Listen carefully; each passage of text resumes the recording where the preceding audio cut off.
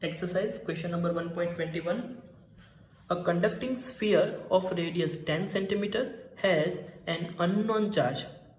If the electric field 20 cm from the center of sphere is 1.5 into 10 raised to 3 Newton Coulomb inverse and point radially inward, what is the net charge on the sphere? कोई एक sphere है जिसकी radius 10 centimetre दी हुई है, जिसपे unknown charge है। इस sphere के सेंटर से 20 सेंटीमीटर दूर अगर electric field 1.5 into 10 raise to 3 newton coulomb inverse मिल रही है और उसकी डायरेक्शन रेडियली इनवर्ड डायरेक्शन है, तो हमें फाइंड करना है कि इस स्फीयर के ऊपर नेट चार्ज कितना होगा।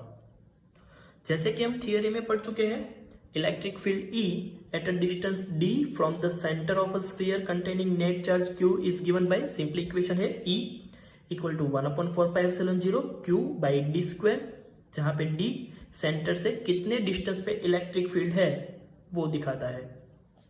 E की वैल्यू दी हुई है 1.5 into 10 raise to 3 newton coulomb inverse.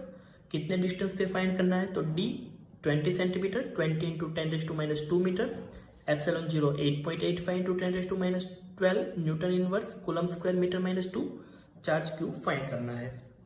इस इक्वेशन पे से अगर q को सब्जेक्ट बनाए तो इक्वेशन हो जाएगा q equal to E 4 pi epsilon 0 d square.